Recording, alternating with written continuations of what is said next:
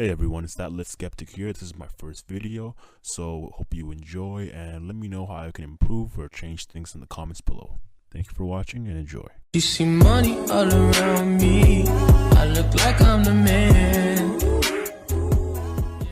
Alright ladies, rejoice because male birth control is just around the corner. Woo woo. She's a woo girl. What's a woo girl? Let me explain. A woo girl is a type of young woman who, like the cuckoo bird or the whippoorwill, gets her name from the signature sound she makes. I'm sorry, I had to put that in. Anytime I hear a girl say woo, I always think of that scene. The U.S. National Institutes of Health and the Population Council will actually recruit 420 Hey, 420 blaze it, bitch. couples from the U.S. and around the world, including the U.K., Sweden, Kenya, and Italy, to test this sperm-reducing product during a year-long trial. So the trial that she's talking about is a study where the hormonal gel is put on the shoulders twice a day, and then the couples will basically be tracked using the gel as the only form of contraceptive to see if it works or not. Now, the gel delivers a combination of progestin and testosterone and is designed to inhibit sperm creation. During a small 6-month pilot trial of the product, the gel reduced sperm count while maintaining healthy testosterone levels, and this trial didn't test whether the gel was an effective contraceptive. See, this study has only been through a 6-month pilot trial, and it didn't even test whether it's an effective contraceptive or not. The thing is that even if you do reduce your sperm count, it doesn't mean that it prevents pregnancy, because it only takes one sperm cell to impregnate an egg. So does that mean that I gotta rub this gel and still end up wearing a condom? Are you telling us that we can't even go raw anymore? See, I have nothing against this study as of yet because, well, to be fair, there's no information on it out yet. And I can't really make a judgment on that until it does come out. But that's not the controversial part of this video now, is it? Let's see what Hannah has to say. There have been other attempts at male birth control in the past, okay? Now, the latest attempt comes after a 2016 study of a male birth control injection by the World Health Organization and the reproductive organization Conrad, and was cut short when patients reported side effects. Now, this shot would be taken once every 2 months, all right? It was 96% effective, right? Which is almost as effective as other birth control methods.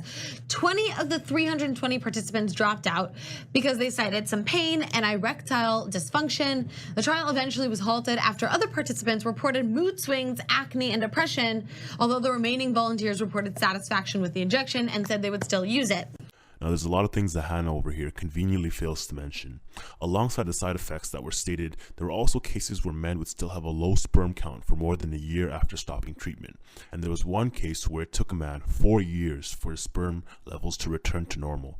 Now, this is a huge risk for couples who want to start a family in the near future. Let me explain to you real quick. When women take birth control pills, that happens. Let's see, erectile dysfunction, a lot of women report less sexual desire. Comparing erectile dysfunction to low sex drive is a faulty comparison. Erectile dysfunction affects 52% of men and can have a severe impact on a man's love life, confidence, and state of mind. Not to mention that if you have erectile dysfunction, many men can't have sex or have lower amounts of sex. So doesn't it defeat the whole purpose of using the injection as a contraceptive anyways? Now, Hannah is an advocate of stopping toxic masculinity. She says so herself here. We don't want to perpetuate toxic masculinity. We don't. Keep that in mind when you watch the next clip. The next one, mood swings, acne, and depression are what I like to call a Tuesday. Yeah, because birth control happens every applies month that for me. Yeah, to women too, but we Yeah. don't stop that. But a couple men feel a little anxious from their birth control method, and we stop the entire study.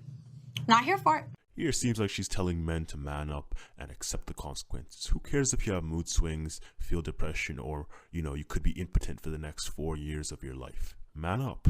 Hannah here is acting like just because a couple of men felt side effects, they stopped the whole study for these men like some sort of patriarchal conspiracy, when that's not the case at all. The reason for the study stopping was because of the FDA and the doctors involved. The new study was a phase 2 trial, part 2 of a 3-step process to FDA approval. In a nutshell, each phase scales up the study until researchers have enough data from enough people to know how safe and effective a drug is at what doses, as well as what and how common and the side effects might be. The problem is the mood-related side effects were unexpected. You don't want the side effects spilling up every time you increase the study size a bit, and that's what happened as researchers moved from phase 1 to phase 2. Mario Festin of the World Health Organization from Switzerland says, "It was during one of the regular reviews that it was noted that the frequency and severity of the side effects, especially mood swings and increased libido, were higher than anticipated based on earlier smaller studies of the similar drug." OBGYN and science communicator Jen Gunther, MD, says that this side effect was unexpectedly high and seemed skewed to certain testing centers. So that suggests that perhaps the drug is riskier than previously assumed, or simply that one or many of the testing centers weren't running particularly good tests.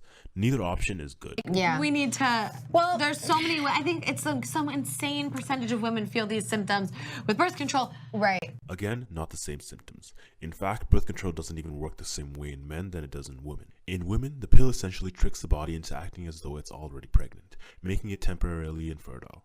Among men, a hormonal contraceptive could inhibit testosterone production in the testes, reducing sperm levels.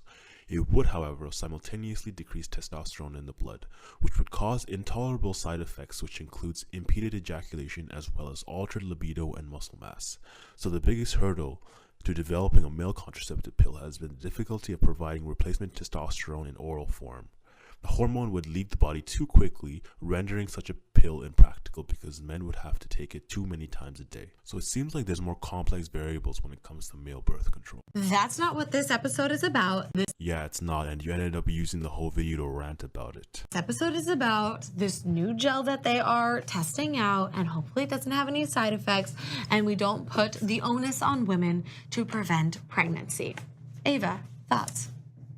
I mean, what do I say after that beautiful explanation? Well, oh yes, beautifully done indeed. Bravo. So I'm just going to stop the video here because the rest of the video kind of goes off topic, but I'll leave a link to the original video and all the sources in the description below.